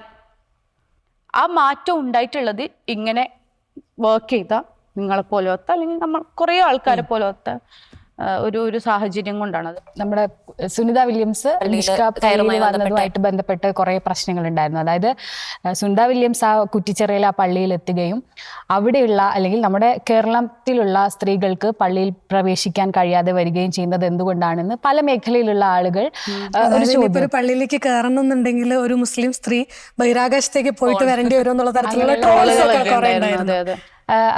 അതിനോടൊപ്പം ചേർത്ത് വായിക്കേണ്ടതാണ് തങ്ങളുടെ മകൾ പള്ളിപ്രവേശനവുമായി ബന്ധപ്പെട്ട ഒരു കാര്യം പറയുകയും അദ്ദേഹം തന്നെ അതിനെ തിരുത്തിയിട്ട് രംഗത്ത് വരികയും ചെയ്യുന്ന ഒരു നമ്മൾ കണ്ടതാണ്. നജ്മയെ സംബന്ധിച്ച് ഈ ഒരു കാര്യത്തിൽ എന്താണ് പറയാനുള്ളത്? എനിക്ക് തോന്നുന്നു മതം പലയിടത്തും പ്രചരിക്കപ്പെടുന്നത് ലോക്കലി കൂടിയാണ്. ഇപ്പം കേരളത്തിലുള്ളത് കേരള ലോക്കൽ ഇസ്ലാം ആയിരിക്കും. ഇപ്പം സൗദി അറേബ്യയിലുള്ള മുസ്ലിമും കേരളത്തിലുള്ള മുസ്ലിമും അല്ലെങ്കിൽ മൊറോക്കോയിലുള്ള മുസ്ലിമും ഇന്തോനേഷ്യയിലുള്ള മലേഷ്യയിലുള്ള എല്ലാ മുസ്ലിങ്ങളും യഥാർത്ഥത്തിൽ ഒരു കോർ ബിലീഫിൽ ഉണ്ടാവുമ്പോഴും അവരുടെ ശൈലികൾ വ്യത്യസ്തമാണ്. ഇപ്പം നമ്മൾ ഒമാനിലൊക്കെ പോകുമ്പോൾ കാണാം ഏറ്റവും മനോഹരമായി സംവിധാനിച്ചിരിക്കുന്ന ഒരു സ്പേസ്. അതെന്താന്ന് നോക്കിയാൽ ഖബർസ്ഥാനാണ്. ഈ ഖബർസ്ഥാനിൻ്റെ ഇടയ്ക്ക് നല്ല രസമുള്ള ഇരിപ്പിടങ്ങളൊക്കെ ഉണ്ട്. അവിടെ ആളുകളെല്ലാവരും, സ്ത്രീകളും കുട്ടികളും പുരുഷന്മാരും എല്ലാവരും വരുന്നു, അവിടെ ഇരിക്കുന്നു, സംസാരിക്കുന്നു. അങ്ങനെ സ്പേസ് ഉണ്ടാക്കി അത് അവിടുത്തെ ഒരു കൾച്ചറാണ്. എനിക്ക് തോന്നുന്നു ഇപ്പം ഞാൻ വ്യക്തിപരമായി എൻ്റെ ഒരു അനുഭവം പറയാം. എൻ്റെ ഹസ്ബൻഡിൻ്റെ ഉമ്മ 2 വർഷം മുമ്പ് ഇതേ സമയത്ത് ഒരു നോമ്പ് സമയത്താണ് ഉമ്മ മരിക്കുന്നത്. ഞങ്ങളെല്ലാവരും അവിടെ പോകാറുണ്ട്, പ്രാർത്ഥിക്കാറുണ്ട്. അവിടെ ആണുങ്ങൾ പോകുന്ന പോലെ തന്നെ പെണ്ണുങ്ങളും പോകാറുണ്ട്, പ്രാർത്ഥിക്കാറുണ്ട്, ഇതൊക്കെ സംഭവിക്കാറുണ്ട്. അപ്പം ഇത് നമ്മൾ തടയുന്ന ഒരു സാധനമാണ് എന്ന് എനിക്ക് തോന്നുന്നില്ല. ഇത് പലയിടത്തും പ്രാക്ടീസ് ചെയ്യപ്പെടുന്ന ഇടങ്ങളുടെ പോലെയുള്ളൊരു ഒരു ഈ ലോക്കലിയുള്ള വിഷയങ്ങളായിരിക്കും. പിന്നെ ഈ മിസ്കാൽ പള്ളിയിലെ പള്ളി പ്രവേശനവുമായി ബന്ധപ്പെട്ട് അവിടെ പൊതുവെ ആർക്കും കയറാൻ പറ്റില്ല എന്നുള്ളൊരു വിഷയമുണ്ട്. മുൻപേ പെർമിഷൻ എടുത്ത ആളുകൾക്ക് കയറാമെന്ന് പറയുന്നുണ്ട്. അതിനെക്കുറിച്ച് എനിക്ക് കൃത്യമായി അറിയില്ല. പക്ഷെ എന്നാൽ പോലും റിസർച്ച് ചെയ്യാൻ താല്പര്യപ്പെടുന്ന ആളുകളെ സംബന്ധിച്ചിടത്തോളം, ഇത് കാണാൻ താല്പര്യപ്പെടുന്ന ഒരാളുകളെ സംബന്ധിച്ചിടത്തോളം അതിൻ്റെ ഉള്ളിൽ കയറാൻ പറ്റുക എന്ന് പറയുന്നത് ഒരു ബേസിക് റൈറ്റ് ആണ്. മുനവറലി തങ്ങളുടെ മകള്, അതായത് എനിക്ക് തോന്നുന്നു ചെറിയൊരു പ്രായം, നമ്മളെക്കാളിലൊക്കെ ഏറെ പ്രായമാണ് ആ കുട്ടിക്ക്. പക്ഷെ ഭയങ്കര രസമായിട്ടാണ് ആ കുട്ടി കാര്യങ്ങളോട് പ്രതികരിച്ചിട്ടുള്ളത്. ഇങ്ങനെ പ്രതീക്ഷയുള്ളൊരു രാഷ്ട്രീയ നേതാവായിട്ടൊക്കെ നമുക്ക് തോന്നിപ്പോയി. അപ്പൊ അങ്ങനെ ഒരു നല്ലൊരു പള്ളി പ്രവേശന സ്ത്രീകൾക്ക് വേണമെന്ന് ആ കുട്ടി പറയുന്നു. തൊട്ടു പിന്നാലെ സൈബർ ഇടങ്ങളിൽ ലീഗിന്റെ തന്നെ അണികളായിട്ടുള്ള ആളുകൾ എന്ത് ചെയ്യുന്നു, വിമർശിച്ചു കൊണ്ടുവരുന്നു. അവരുടെ പിതാവായിട്ടുള്ള മുസ്ലിം ലീഗിലെ തന്നെ പ്രമുഖനായ ഒരു നേതാവിനെ തിരുത്തേണ്ടി വരുന്നു. അപ്പൊ അങ്ങനെ തിരുത്തേണ്ടി വരുമ്പോൾ നിങ്ങളുടെ നിലപാട് സ്ത്രീകൾ പള്ളിയിലേക്ക് പോവരുത് എന്ന് ആളുകൾ ചിന്തിച്ചു പോവില്ലേ? അത് മുസ്ലിം ലീഗിന്റെ നിലപാട് ഇതാണെന്നുള്ളൊരു ചിന്ത വരില്ല. ഇതിനൊക്കെ ഒരു വിഷയം എന്താന്ന് വെച്ചാൽ, ഇത് ഇവോൾവിങ് ആയിക്കൊണ്ടിരിക്കുന്ന സൊസൈറ്റി ആണല്ലോ. മാറ്റങ്ങളൊക്കെ വളരെ സ്ലോ ആയിട്ട് വളരെ ബ്യൂട്ടിഫുൾ ആയിട്ട് നടന്നുകൊണ്ടിരിക്കുന്ന ഒരു സമുദായമാണ് കേരളത്തിലെ മുസ്ലിം സമുദായം എന്നാണ് ഞാൻ വിശ്വസിക്കുന്നത്. വളരെ കുറച്ച് സമയങ്ങൾക്കുള്ളിൽ ആ സമുദായത്തിനകത്തുണ്ടായ വ്യത്യാസങ്ങളെക്കുറിച്ചും മൊത്തത്തിൽ സമൂഹത്തിലുണ്ടായ, എന്നാൽ വളരെ ബ്യൂട്ടിഫുൾ ആയിക്കൊണ്ട് ഈ സമുദായത്തിനകത്തുണ്ടായൊരു ഇൻക്ലൂഷനെ കുറിച്ചൊക്കെ നോക്കുകയാണെങ്കിൽ നമുക്കത് ഭയങ്കര രസമുള്ള അല്ലെങ്കിൽ പഠനവിധേയമാക്കാവുന്ന ഒരു കാഴ്ചയാണ്. ഇപ്പം പെട്ടെന്നൊരു സ്റ്റേറ്റ്മെന്റ് പറയുക എന്ന് പറയുന്നതിൽ അതിൽ പ്രശ്നം ഉണ്ടായിരിക്കാം. പക്ഷെ നമ്മൾ ഇപ്പൊ പഴയ കഥകളൊക്കെ എടുത്തു നോക്കുമ്പോൾ നമുക്ക് മാളു ഹജ്ജുമ കേട്ടിട്ടുണ്ട്. നമ്മൾ വാരിയംകുന്നത്ത് കുഞ്ഞഹമ്മദ് ഹാജി ഇട്ടൽ, അവർ നമ്മൾ വളരെ സെലിബ്രേറ്റ് ചെയ്തൊരു നേതാവാണ്, സെലിബ്രേറ്റ് ചെയ്യപ്പെടേണ്ട ഒരു കഥാപാത്രമാണ്. അദ്ദേഹത്തിന്റെ ഭാര്യ കൂടിയായിരുന്നു. അത് മാത്രമാണ് അവരുടെ അസ്തിത്വം എന്ന് വിചാരിക്കുന്നില്ല. മാളു ഹജ്ജുമ എന്ന് പറയുന്ന സ്ത്രീ മലപ്പുറം ജില്ലയിലെ കരുവാരക്കുണ്ടാണ് അവരുടെ പ്രദേശം. ഭയങ്കര ആഢ്യത്തുള്ളൊരു സ്ത്രീയാന്ന് പറയാം. വലിയ നീളം കുപ്പായും തൂളിയൊക്കെ ഇട്ടിട്ട് ഇവരിങ്ങനെ പോകുന്നത് കാണുമ്പോൾ തന്നെ ആൾക്കാർ എണീറ്റ് നിൽക്കും എന്ന് ആ ചരിത്രത്തിൽ നമ്മൾ കണ്ടിട്ടുള്ളത്. അവര് അന്ന് അവിടുത്തെ പള്ളീന്റെ പ്രസിഡന്റ് അല്ല, പള്ളി കമ്മിറ്റി അംഗമായിരുന്നു. ഇപ്പൊ പള്ളിയിൽ എന്തെങ്കിലും ചർച്ചയൊക്കെ ഉണ്ടാകുമ്പോൾ ഇവരും അതിലുണ്ട്. പുറത്തൊരു കസേരയൊക്കെ ഇട്ട് ഇവരിങ്ങനെ ഇരിക്കും പള്ളി കമ്മിറ്റിയിലെ ചർച്ചകളിൽ എന്ന് നമ്മൾ പണ്ട് മുതലേ കാഴ്ചകൾ കാണുന്നുണ്ട്. ഇത് ഭയങ്കര എക്സ്ക്ലൂഡഡ് ആയിട്ട് അല്ലെങ്കിൽ ഇന്റൻഷനലി എക്സ്ക്ലൂഡഡ് ആയിട്ടുള്ള ഒരു സാധനമല്ല. ഇത് ലോക്കലി നിലനിന്ന് പോയ കുറേ ആചാരങ്ങളും മാറ്റങ്ങളും ഒക്കെ ആയിരിക്കാം. അതിന് മുമ്പ് മുത്തവല്ലികളായിട്ടുള്ള കുറേ പള്ളിയിൽ ഏറ്റവും പ്രധാനപ്പെട്ട സ്ഥാനമാണ്. പള്ളി മുത്തവല്ലികളായിട്ടുള്ള ഒരുപാട് സ്ത്രീകളുടെ ചരിത്രം നമുക്ക് മലബാറിൽ തന്നെ നമ്മൾ പിന്നീട് ഡിഗ് ചെയ്തെടുത്ത് വന്നത് ഇപ്പോഴും ഒരുപാട് റിസർച്ചേഴ്സൊക്കെ പഠിച്ചുകൊണ്ടിരിക്കുന്ന സബ്ജക്റ്റാണ്. അപ്പം ഇങ്ങനെ ഉണ്ടായിട്ടുണ്ട്. അത് ഈ പറഞ്ഞ പോലെ തന്നെ അത് വളരെ സ്വാഭാവികമായി നടന്നു പോകുന്നിരുന്നൊരു കാര്യമാണ്. ഇതൊരു ചർച്ചയാകുമ്പോഴാണ് മൊത്തത്തിൽ ആപ്ലിക്കബിൾ ആവുന്ന ഒരു ലോ ഇതിന് വേണം എന്ന് പറയുമ്പോഴാണ് അതിൽ കൺഫ്യൂഷൻ ഉണ്ടാവുന്നത്. ഓർഗാനിക്കലി സംഭവിക്കട്ടെ എന്ന് ഞാൻ പറയുള്ളൂ. ഇപ്പോൾ ഈ മാളു ഹജ്ജുമയുടെ കാര്യം പറഞ്ഞപ്പോഴേ, നമ്മുടെ ഒന്നാമത്തെ മന്ത്രിസഭയിൽ KR ഗൗരിയമ്മ എന്ന് പറയുന്ന നേതാവ് മന്ത്രിയായിട്ടുണ്ടായിരുന്നു. ആ സമയത്തിന് ഡെപ്യൂട്ടി സ്പീക്കർ ആയിട്ടുണ്ടായിരുന്നതും ഒരു സ്ത്രീയാണ്, മുസ്ലിം സ്ത്രീയാണ്. പിന്നെ അതുപോലെ ഫാത്തിമ ബീവി, അങ്ങനെ പല പ്രശസ്തമായിട്ടുള്ള വനിതകളെ നമ്മൾ കണ്ടിട്ടുണ്ട്. പക്ഷെ അവിടെ നിന്ന് ഇങ്ങോട്ടേക്ക് എടുത്തു നോക്കുമ്പോൾ ഒരു പോയിന്റ് എത്തുമ്പോൾ അങ്ങനെ നമുക്ക് എഴുതപ്പെടാത്തതായിരിക്കാം. സ്ത്രീകളുടെ പല ചരിത്രങ്ങളും എഴുതപ്പെടാതെ പോയതാണല്ലോ. പക്ഷെ നമുക്ക് എടുത്തു കാണിക്കാൻ പാകത്തിൽ എന്താവുന്നില്ല, സ്ത്രീകളെ കാണുന്നില്ല. ഒരു റിഗ്രസീവ്നെസ് അല്ലേ അവിടെ ഉണ്ടായിക്കൊണ്ടിരിക്കുന്നത്. തീർച്ചയായിട്ടുമാണ്. അത് കേരളത്തിലെ ഒരു സ്ത്രീകളുടെ ചരിത്രം എടുത്താൽ നമുക്ക് കൃത്യമായിട്ട് വിസിബിൾ ആണ്. സ്വാതന്ത്ര്യ സമര കാലഘട്ടം, അതിന് മുമ്പേ ഉണ്ടാകുന്ന കാലഘട്ടം കുറച്ചുകൂടി ഭയങ്കര പവർഫുൾ ആണ്. പിന്നീട് സ്വാതന്ത്ര്യ സമര കാലഘട്ടം, അതിന് ശേഷം ഉണ്ടാകുന്ന ആദ്യ മന്ത്രിസഭാ കാലഘട്ടം, പിന്നീട് അങ്ങോട്ട് ഒരു 60-കൾ മുതൽ 90-കൾക്ക് ഇങ്ങോട്ട് എടുത്തു നോക്കിയാൽ നമ്മളത് വളരെ ഡിക്ലൈനിങ് ആയിട്ടുള്ളൊരു ഗ്രാഫായിട്ട് നമുക്ക് കാണാൻ പറ്റും, 90-കൾ വരെയൊക്കെ. പിന്നീടാണ് പിന്നെ ഇങ്ങനെ അപ്വേർഡായിട്ട് വരുന്നത്. ഈ ഗ്രാഫ് വളരെ എന്താ പറയുക, ബാക്ക്വേർഡ് ഡൗൺവേർഡ് വന്നിട്ടുള്ള ഒരു പീരീഡ് തന്നെയാണ്. അതായത് എനിക്ക് എന്തുകൊണ്ടാണ് എന്ന് സ്പെസിഫിക്കലി ചൂണ്ടിക്കാണിക്കാൻ എനിക്കറിയില്ല. പക്ഷെ എന്നാൽ പോലും സംഘടനകളായി എന്ന് വെച്ചാൽ മറ്റതൊരു മൂവ്മെൻറ്റുകളായിരുന്നു. ഇവിടെ ഉണ്ടായിരുന്നൊക്കെ സ്വതന്ത്രമായ മൂവ്മെൻറ്റുകളായിരുന്നു. പിന്നെ ഒരു കോമൺ പ്രശ്നം ഉണ്ടാകുമ്പോൾ അതിനോട് പൊരുതാൻ സ്വതന്ത്രമായി സ്ത്രീകൾ ഉയർത്തു വരുന്നു. പിന്നീട് ഈ 60-കൾക്കൊക്കെ ശേഷം എനിക്ക് തോന്നുന്നു സംഘടനാപരമായി ശക്തിപ്പെട്ടുകൊണ്ടിരിക്കുകയാണ് ഇവിടെയുള്ള എല്ലാ സംഘടനകളും, ഏത് ആൾക്കൂട്ടങ്ങളും ഒരു സംഘടനാ സെറ്റപ്പിലേക്ക് വ്യാപിച്ചുകൊണ്ടിരിക്കുകയാണ്. ആ സംഘടനാ സെറ്റപ്പ് ഒരു പവർ ഓറിയന്റഡ് സെറ്റപ്പ് ആവുകയും സ്വാഭാവികമായ ആണുങ്ങൾ മാത്രം നേതൃസ്ഥാനത്ത് വരുന്ന ഒരു സ്വാഭാവിക പ്രക്രിയ ഉണ്ടാവുകയും ചെയ്തു. ആ സംഘടനാ കാലഘട്ടം ശരിക്കും സ്ത്രീകളെ പിന്നോട്ട് നയിക്കുകയായിരുന്നു. പിന്നെ അവർ അജണ്ടകൾ തീരുമാനിക്കുകയും ഇവരെ നടപ്പാക്കുകയും ചെയ്യുന്ന ഒരു സാഹചര്യം വരുമ്പോൾ ഉണ്ടാകുന്ന ഒരു പ്രശ്നമാണ്. പക്ഷെ പിന്നീട് ഇത് വളരെ എന്താ പറയുക, ഒരു ഹൈ ഗ്രാഫ് ഒരു ഭയങ്കര ഗ്രാജുവലായി എന്ന് പറയുന്നതിനേക്കാളും ഭയങ്കര ഒരു ഉയർച്ച പിന്നീട് 90-കൾക്ക് ശേഷം ഇങ്ങോട്ട് 2000 മുതൽക്ക് ഇങ്ങോട്ട് നമുക്ക് ദൃശ്യമാവാൻ പറ്റും. കാരണം സ്ത്രീകൾ സ്വയമേവ സംഘടിക്കുകയും അതിനകത്ത് തന്നെ പവർ പോയിന്റുകളാവുകയും നമുക്ക് ഒരു എന്താ പറയുക ഒരൊറ്റ കഥാപാത്രം ഉണ്ടാവുന്നു എന്നതിനപ്പുറത്തേക്ക് ഒരുപാട് കൂട്ടം ഉണ്ടാകുന്നു. പറഞ്ഞ പോലെ തെരഞ്ഞെടുപ്പ് സമയവും കൂടിയാണല്ലോ. അപ്പോൾ എനിക്ക് തോന്നുന്നു തദ്ദേശ തെരഞ്ഞെടുപ്പ് എടുക്കുകയാണെങ്കിൽ ലീഗിന്റെ ഭാഗത്തു നിന്നും ഒരുപാട് സ്ത്രീകളെ അവര് മുന്നോട്ട് വെച്ചിട്ടുണ്ട്. കഴിഞ്ഞ ഒരു കാലഘട്ടം എടുത്ത് നോക്കുകയാണെങ്കിൽ MLA-മാരായിട്ട് എനിക്ക് സ്ത്രീ പ്രാതിനിധ്യം എന്ന് പറഞ്ഞാൽ UDF നിന്നും KK രമയും പിന്നീട് ഉപതെരഞ്ഞെടുപ്പിലൂടെയാണ് ഉമാ തോമസ് വന്നത്. ഈ വരുന്ന തെരഞ്ഞെടുപ്പിനെ, അസംബ്ലി ഇലക്ഷനെ നിങ്ങൾ ഒരു പ്രതീക്ഷയോടെയാണോ കാണുന്നത്? പ്രതീക്ഷയോട് കൂടി തന്നെ കാണുന്നുണ്ട്. നമ്മൾ പറഞ്ഞ പോലെ തന്നെ ഇപ്പം ചേഞ്ച് ഉണ്ടല്ലോ, ആ ചേഞ്ച് സ്വാഭാവികമായിട്ട് റിഫ്ലക്റ്റ് ചെയ്യുന്നുള്ളത്. അത് റിഫ്ലക്റ്റ് ചെയ്യുന്ന ആത്മവിശ്വാസത്തോടെ പറയുന്ന ഇതുവരെ ഉണ്ടായ സാഹചര്യം വളരെ ബോറാണെന്ന് നമ്മളെപ്പോഴും പറയണ്ട. നമ്മൾ ഭയങ്കര പ്രബുദ്ധ ജനതയാണ്. ആ പ്രബുദ്ധ ജനതയുടെ നിയമസഭയിൽ സ്ത്രീ പ്രാതിനിധ്യം എടുത്ത് നോക്കണം. ഇന്ത്യയിലെ ഏറ്റവും മോശമെന്ന് നമ്മൾ പുച്ഛിക്കുന്ന സംസ്ഥാനങ്ങളെക്കാൾ ഒരുപാട് പുറകിലാണ്. കേരള നിയമസഭയിൽ 10% പോലും സ്ത്രീകളില്ല. 10% പോലും സ്ത്രീകളില്ല. മൊത്തം ഏത് രാഷ്ട്രീയ പാർട്ടി എടുത്ത് നോക്കുകയാണെങ്കിൽ, ഇത് ഇന്ന രാഷ്ട്രീയ പാർട്ടി ഒന്നുമല്ല. മുമ്പ് നമ്മൾ പറയുന്ന പോലെ ഈ കുളിമുറിയിൽ എല്ലാവരും നഗ്നനാണ്. ഇവിടെ ഈ കാര്യത്തിൽ ആരും വലിയ മെച്ചപ്പെട്ട ആൾക്കാരൊന്നുമില്ല. ഓക്കെ, ഇപ്പം നജ്മയുടെ കയ്യിലൊരു മൈക്ക് ഉണ്ട്, ഒരു ബട്ടൺ ഉണ്ട്.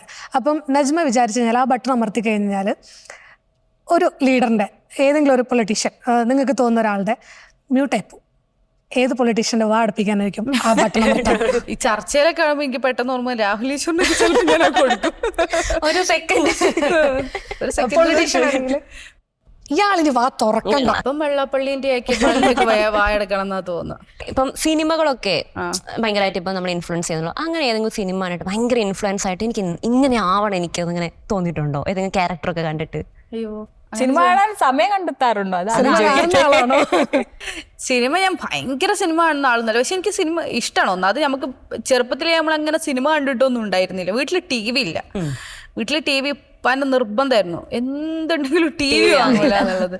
കാരണം ഈ വലുതായപ്പോൾ എനിക്ക് തോന്നിയത് ഭയങ്കര നല്ലൊരു ഡെസിഷൻ ആയിരുന്നു എന്നുള്ളത്. കാരണം നമ്മളെ സമയം വേറെ കുറെ സാധനത്തേക്ക് ഡൈവേർട്ട് ആയി പോയിട്ട്, അതുകൊണ്ടൊക്കെ ആയിരിക്കും നമ്മൾക്ക് പുസ്തകം വായിച്ചാൽ. ഹെൽത്ത് കെയറിനൊക്കെ സമയം കണ്ടെത്താറുണ്ട്? സ്കിൻ കെയർ ഒന്നുമില്ല. സ്കിൻ കെയർ സത്യമായിട്ട് ഒന്നും ഇപ്പൊ സംഭവിക്കുന്നൊന്നുമില്ല. നമ്മളിങ്ങനെ വിചാരിക്കും നാളെ മുതൽ നന്നാവാറില്ല. ഞങ്ങൾ അങ്ങനെയൊക്കെ തന്നെ. എന്ന് വെച്ചാൽ നമ്മളൊരു അത് നമ്മളെ പ്രശ്നം കേട്ടോ. അത് സമയത്തിന്റെയോ ജീവിതശൈലിന്റെയോ പ്രശ്നമല്ല. നേരത്തെ ചോദിച്ചല്ലോ കുഞ്ഞാലിക്കുട്ടി എന്ന് പറയുമ്പോൾ എന്താ ഓർമ്മ വരുന്നത്? എനിക്ക് ആദ്യം ഓർമ്മ വന്നത് അതാ. ഭയങ്കര ഡിസിപ്ലിൻഡ് ആയിട്ട് ലൈഫ് ജീവിക്കുന്ന ഒരു ലീഡർ, ഇത്ര ബിസിയുള്ള, ഇത്ര സ്ട്രെസ്സുള്ള ഒരു മനുഷ്യൻ വളരെ രസമായിട്ട് ലൈഫ് സ്റ്റൈല് മെയിൻറ്റെയിൻ ചെയ്യുന്നു എന്ന് പറയുന്നത് ഭയങ്കര കാര്യമില്ല. അപ്പൊ അത് പറ്റും, അവർക്കൊക്കെ പറ്റുന്നുണ്ടെങ്കിൽ പിന്നെ സ്വപ്നത്തിൽ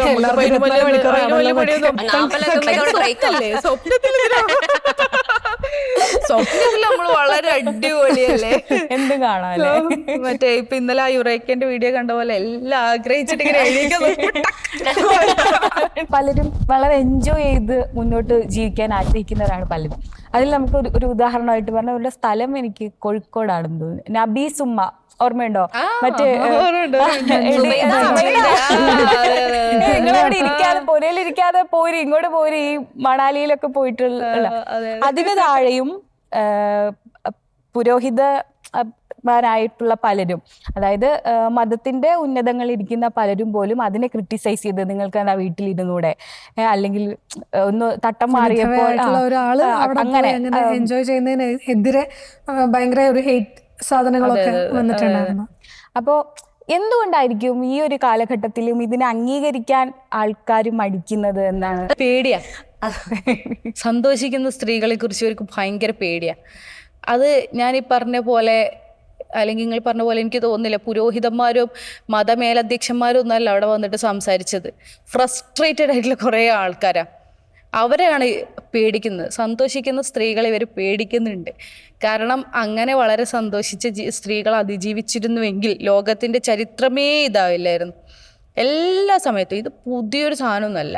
ഇത് ലോക ചരിത്രത്തിൽ എല്ലാ കാലത്തും ഉയർന്നു വന്ന സ്ത്രീയെ വെട്ടിയിടാൻ ശ്രമിച്ചിട്ടുണ്ട്. കാരണം പെണ്ണുങ്ങൾ ഭയങ്കര ക്രിയേച്ചറല്ലേ സ്ത്രീകൾ എന്ന് പറയുന്നത്. നിങ്ങളിങ്ങനെ നോക്ക്, നല്ല രസമുള്ള സൃഷ്ടിപ്പാണ്. ഞാൻ അതാ പറഞ്ഞത്. എനിക്ക് ഭയങ്കര പേടി ഇതിങ്ങനെ സമയം പോകുന്നത്, പക്ഷെ ഭയങ്കര രസമുള്ള പഠിച്ചോൻ്റെ ഒരു സൃഷ്ടിപ്പാണ് പെണ്ണ് എന്നാണ് ഞാൻ വിശ്വസിക്കുന്നത്. ഇപ്പം നമ്മളിങ്ങനെയാ ഏത് സമയത്തും ഇങ്ങനെ നല്ല ഫ്രഷ് ആയിക്കൊണ്ട് ഇങ്ങനെ റീഫ്രഷ് അടിക്കൂലേ, അങ്ങനെ എല്ലാ സമയത്തും റീഫ്രഷ് അടിക്കുന്ന ഒരാൾക്കാർ നമ്മൾ. എനിക്ക് എൻ്റെ ആത്മാവുണ്ട്, പക്ഷെ ഒരു പീരീഡിൽ എനിക്ക് 2 ആത്മാവാ. ആലോചിച്ചൊക്കെ ഞാൻ ആരാ, ഞാൻ 2 ആത്മാക്കളെ ഞാൻ 2 ഹൃദയങ്ങളെ പേറുന്ന ഒരാളാണ്. ആർക്ക് പറ്റൂ, അമ്മയ്ക്ക് പറ്റൂ. അതൊരു പ്രഗ്നൻസിയെ കുറിച്ച് മാത്രമല്ല, അതെല്ലാ സാധനവും ഉണ്ട്. A soul within a soul, heart within a heart. ഇതൊക്കെ ക്യാരി ചെയ്യാൻ പറ്റുന്ന ഒരു പവർഫുൾ ക്രിയേച്ചർ പെണ്ണുങ്ങൾ മാത്രം. പവറാണ് തിരിച്ചറിയുന്ന ഫ്രസ്ട്രേറ്റഡ് ആയിട്ടുള്ള കുറച്ച് ആൾക്കാരുണ്ട്, അവർക്ക് സഹിക്കാൻ പറ്റില്ല. തട്ടുമായി ബന്ധപ്പെട്ടിട്ടുള്ള തട്ടം ചോയ്സ് ആണോ അല്ലയോ എന്നൊക്കെയുള്ള ഡിബേറ്റുകൾ കുറേ നാളായിട്ട് നടന്നുകൊണ്ടിരിക്കണം, ഇപ്പോഴും നടന്നുകൊണ്ടിരിക്കുക. അപ്പം എൻ്റെ ഒരു കൺസെപ്റ്റിൽ ഇപ്പം നമ്മളൊരു ഇന്ത്യൻ രാഷ്ട്രീയം എടുത്തു നോക്കുകയാണെങ്കിൽ സ്വാഭാവികമായിട്ടും സംഘപരിവാർ അജണ്ടയുള്ള സംസ്ഥാനങ്ങളിലൊക്കെ എന്താണ് തട്ടമിടുന്ന കുട്ടികൾക്കെതിരെ ഹിജാബ് നിരോധനം വരുന്നു, വലിയ കാര്യങ്ങളും. പക്ഷെ നമ്മുടെ കേരളത്തിലേക്ക് വരുന്ന സമയത്ത് ഹിജാബ് ധരിക്കുന്ന കുട്ടിയേക്കാൾ ഹിജാബ് ധരിക്കാതെ നടക്കുന്ന ഒരു മുസ്ലിം നാമധാരിക്ക് കുറച്ചും കൂടി പ്രശ്നങ്ങൾ, ഇപ്പം മതപൗരോഹിതന്മാരുടെ ഭാഗത്തു നിന്നാണെങ്കിലും ഈ പുരുഷന്മാരുടെ ഭാഗത്തു നിന്നാണെങ്കിലും കുറച്ചും കൂടി എന്താവുന്നുണ്ട്, നമ്മൾ അറ്റാക്കിന് വിധേയരാവുന്നുണ്ട്. നജ്മിയെ സംബന്ധിച്ച് എന്താണ് തട്ടം? ഒന്നാമത് തട്ടം ചോയ്സ് ആണോ എന്ന് ചോദിക്കുമ്പോൾ എന്താണ് ചോയ്സ്? ഞാൻ ഇട്ടിരിക്കുന്ന ഒന്നും എൻ്റെ ചോയ്സ് ഒന്നുമല്ല, നിങ്ങൾ ഇട്ടിരിക്കുന്നത് നിങ്ങളുടെ ചോയ്സ് അല്ല എന്നാണ് ഞാൻ വിശ്വസിക്കുന്നത്. എന്ന് വെച്ചാൽ ഈ ചോയ്സ് എന്ന് പറയുന്നൊരു സാധനത്തിനൊരു പ്രശ്നമുണ്ട്. നമ്മളൊരു സമൂഹത്തിൽ ജീവിക്കുമ്പോൾ ഇതിൻ്റെ ഒരു മിനിമം ഡെക്കോറം ഉണ്ട്, ഒരു മിനിമം ഒരു ആ ഡെക്കോറം തന്നെ ആ സാധനം ഉണ്ട്. അതിനെ സാറ്റിസ്ഫൈ ചെയ്യുന്ന ഒരു ഡ്രസ്സിലേക്കാണ് നമ്മൾ വരുന്നത്. അപ്പോൾ അത് കംപ്ലീറ്റ്ലി നമ്മൾ ചോയ്സ് ഒന്നും അല്ല. We respect the decorum of the society, അല്ലെങ്കിൽ മൊറാലിറ്റി ഓഫ് ദ സൊസൈറ്റി. ഞാനൊരു വിശ്വാസിയാണ്. വിശ്വാസിയായ എന്നെ സംബന്ധിച്ചിടത്തോളം തട്ടം is part of our belief. ഞങ്ങളുടെ ബിലീഫിൻ്റെ ഭാഗമാണ്, ലൈഫ് സ്റ്റൈലിൻ്റെ ഭാഗമാണ്. അപ്പം അതെൻ്റെ ഭാഗമാണ്. എന്നിട്ട് ഇനി അത് ഇടണോ ഇല്ലയോ എന്നുള്ളത് എൻ്റെ സാധനമാണ്. തട്ടം ചോയ്സ് ആണോ എന്ന് ചോദിക്കുമ്പോൾ ചുരിദാർ എൻ്റെ ചോയ്സ് ആവുന്ന പോലെ, അല്ലെങ്കിൽ ഒരു ജീനും ഒരു ടോപ്പും എൻ്റെ ചോയ്സ് ആവുന്ന പോലെ തട്ടം എൻ്റെ ചോയ്സാണ്. അങ്ങനെ പറയാം. തട്ടം ഇട്ട് കഴിഞ്ഞാൽ ജയ് ശ്രീറാം വിളിക്കുന്ന ഒരാൾക്കൂട്ടത്തെ കാണുമ്പോൾ ഇത് ചോയ്സ് ആണെങ്കിൽ ഇതെന്താ പ്രശ്നം? ഈ ചോയ്സ് അങ്ങ് മാറ്റിക്കളഞ്ഞാൽ എനിക്ക് ഈ ജയ് ശ്രീറാം എന്നൊരു ആൾക്കൂട്ടത്തിൻ്റെ ആക്രോശം കേൾക്കണ്ടല്ലോ. ആ പെൺകുട്ടിക്ക് ഒറ്റയ്ക്ക് നിന്ന് ഇങ്ങനെ കൈ ഉയർത്തേണ്ട ആവശ്യമില്ലല്ലോ. അത് അവളുടെ ഐഡന്റിറ്റിയും കൂടി ഭാഗമായതുകൊണ്ടാണ് അത് നമ്മളെ വ്രണപ്പെടുത്തുന്നത്. തട്ടയിടാത്ത കുട്ടികൾ വേട്ടയാടപ്പെടുന്നുണ്ടോ എന്ന് ചോദിച്ചാൽ എൻ്റെ ചുറ്റിലും ഉള്ള അറിവുകളിൽ നിന്ന് എനിക്കില്ല എന്ന ഉത്തരം. അടുത്തൊരു ജനറേഷൻ ഓഫ് പെൺകുട്ടികൾ നിൽക്കുന്ന ഒരു പ്ലാറ്റ്ഫോമും നമ്മൾ പറയുന്ന സോക്കോൾഡ് മതമേലധ്യക്ഷന്മാർ നിൽക്കുന്ന ഒരു പ്ലാറ്റ്ഫോമും രണ്ടായി. ഇവർ തമ്മിൽ ഒരു സ്ഥലത്തും കണക്ട് ആവുന്ന പോലും ഇല്ല. ചിലൊരു സാധനെ അത് വ്യക്തിപരമായിട്ട് പറഞ്ഞാൽ, ഞാനൊരു മുസ്ലിം ഫാമിലിയിൽ നിന്ന് വരുന്നതാണ്. എനിക്കറിയാത്ത ആൾക്കാര് ചില സമയത്തേക്ക് ഇൻസ്റ്റഗ്രാം തുറന്നാ നിന്റെ പേര് ആമിന, നിനക്ക്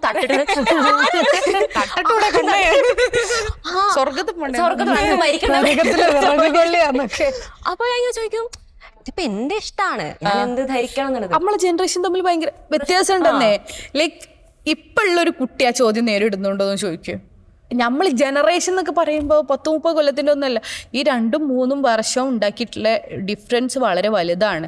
നജ്മയോട് സംസാരിച്ചപ്പോഴേ നമുക്ക് ഭയങ്കര ഒരു കണക്ഷൻ കിട്ടും. നമ്മളൊരു ഒരു സുഹൃത്തിനോടൊക്കെ എപ്പോഴും നമ്മൾ പറയുന്ന ഒരു സാധനമാണല്ലോ, സ്ത്രീകളെ പിടിക്കില്ലെന്ന് പുരുഷന്മാർ പണ്ട് മുതലേ പറഞ്ഞു വെച്ച ഒരു സാധനമുണ്ട്.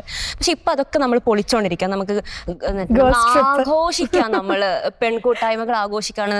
നമുക്ക് ഏറ്റവും കംഫർട്ടബിൾ ആയിട്ടുള്ള നമ്മുടെ അടുത്തിരിക്കുന്ന പെൺകുട്ടിയായിട്ടുള്ള സുഹൃത്താണ്. അപ്പോൾ ഞാൻ നിങ്ങളെ നോക്കുന്ന സമയത്ത് നിങ്ങളുടെ ഒരു കരിയറിൽ, പൊളിറ്റിക്കൽ കരിയറിൽ എപ്പോഴും കൂടെ ഉണ്ടാവുന്ന കുറച്ച് പെൺകുട്ടികളാണ്. ഇപ്പോൾ തഹീലയാണെങ്കിലും ഇപ്പോൾ മുഫീദയാണെങ്കിലും. അപ്പോൾ ആ ഒരു രാഷ്ട്രീയത്തിലുള്ള ആ ഒരു സ്ത്രീ കൂട്ടായ്മ അല്ലെങ്കിൽ ആ സൗഹൃദത്തെ എങ്ങനെയൊക്കെയാണ് വിലയിരുത്തുന്നത്?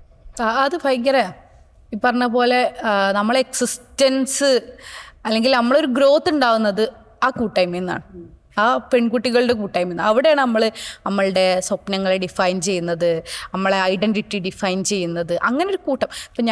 ഇപ്പം നമ്മൾ ചിലപ്പോൾ പേര് പറയുമ്പോൾ 1, 2, 3 പേരുകളിലേക്ക് ചുരുങ്ങിയാലും ഞങ്ങൾ 3 അല്ല 4 അല്ല ഞങ്ങൾക്ക് കൃത്യമായിട്ട് അറിയാം.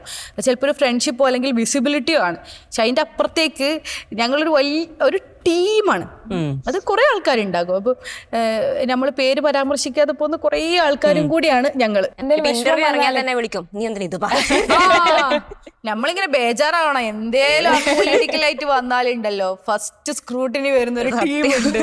പക്ഷെ അത് ആ സാധനമാണ് നമ്മൾ കീപ്പ് ചെയ്തുകൊണ്ടിരിക്കുന്നത്. ഇപ്പോൾ ഒന്നാമത്തെ കാര്യം, ഇപ്പം നമ്മൾ കോളേജ് പഠിക്കുന്ന പോലെയോ അല്ലെങ്കിൽ ഇപ്പം ഹരിതയിൽ പ്രവർത്തിക്കുന്ന പോലെയോ അല്ല, നമ്മൾ കുറച്ചും കൂടി വലുതായി ഒരു കുടുംബത്തിനെത്തുന്നു. പിന്നെ ഈ പറഞ്ഞ ഒരു സാമ്പ്രദായിക രാഷ്ട്രീയ സ്വഭാവത്തിലേക്ക് നമ്മൾ ഇറങ്ങുന്നു. അതോടുകൂടി നമ്മളെ ഈ വലിയ ടീം അങ്ങ് പോവാണ്. പിന്നെ നമ്മൾ നിൽക്കുന്ന ഒരു പ്ലാറ്റ്ഫോം അല്ലെങ്കിൽ നമ്മളെ ചുറ്റിലുള്ള ആൾക്കാർ എന്ന് പറയുന്നത്, ഞാനൊക്കെ വിചാരിക്കും, ഞാൻ ആദ്യം തെരഞ്ഞെടുപ്പിലേക്ക് അങ്ങ് മത്സരിച്ചപ്പോൾ എനിക്ക് സങ്കടം വന്നു. പിന്നീടുള്ള ഒരു സമയം നമ്മളിങ്ങനെ ക്യാമ്പസ് പൊളിറ്റിക്സിന്റെ വൈബിൽ നിൽക്കുകയാണല്ലോ. ആ വൈബിൽ നിന്ന് നമ്മൾ നാട്ടിലെ പൊളിറ്റിക്സ് ഇറങ്ങുമ്പോൾ രണ്ടാണ്. പിന്നീട് നമുക്ക് തോന്നുന്നത് ഇതാണ് രസം എന്ന് തോന്നും. ലക്ഷ്യത്തിൽ നിന്ന് മാറാതെ, ഐഡന്റിറ്റിയിൽ നിന്ന് മാറാതെ, എയിമെന്ന് മാറാതെ പിടിച്ചു നിൽക്കുന്നത് ഈ പെൺകൂട്ടമുണ്ട് എന്നുള്ളത്. അപ്പം നോമ്പ് വരുമ്പോൾ പണ്ടൊക്കെ നോമ്പ് വരിക എന്നുള്ളതായിരുന്നു. ഇപ്പൊ ഒരു 5-6 കൊല്ലമായിട്ട് നോമ്പ് വരുമ്പോൾ നമുക്കൊരു മീറ്റപ്പും കൂടി വരാണ്ട്. ആ മീറ്റപ്പ് അത് നമ്മൾ കാത്തിരിക്കുക. നോമ്പ് വരുമ്പോൾ ഒരു എക്സൈറ്റിംഗ് എലമെന്റ് ആയിട്ട് ഒരു മീറ്റപ്പ് ഉണ്ട്. കുട്ടികളെ മൂത്രമൊഴിപ്പിക്കാൻ പറ്റിയൊരു സ്ഥലം അപ്പുറത്തുണ്ടെങ്കിൽ അവിടെ കൂടാമെന്നാ പറയാ. ആ ബീച്ചിലൊക്കെ പോയിരിക്കുമ്പോൾ ബുദ്ധിമുട്ടാണ്. പിന്നെ നമ്മളെ നിരന്തരമായിട്ട് ഫോക്കസ്ഡ് ആക്കുന്നത് യഥാർത്ഥത്തിൽ ഈ പെൺകുട്ടികളുടെ തന്നെ, അവർ മാത്രമൊന്നും അല്ല, പക്ഷെ എന്നാലും നമ്മൾ ചുറ്റിലുള്ള സ്ത്രീകളാണ് എന്ന് പറയുന്നതിൽ തെറ്റുണ്ടാവില്ല. പക്ഷെ മാറാതെ കോൺസ്റ്റന്റ് ആയിട്ട് നമ്മളെ പൊളിറ്റിക്സിൽ നമ്മൾ നിലനിർത്തുന്നത് ഈ പെൺകുട്ടികളുടെ സൗഹൃദം തന്നെയാണ്.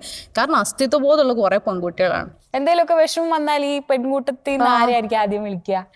എന്നിട്ട് പറഞ്ഞില്ലല്ലോ. കൊള്ളാം, പറയില്ല.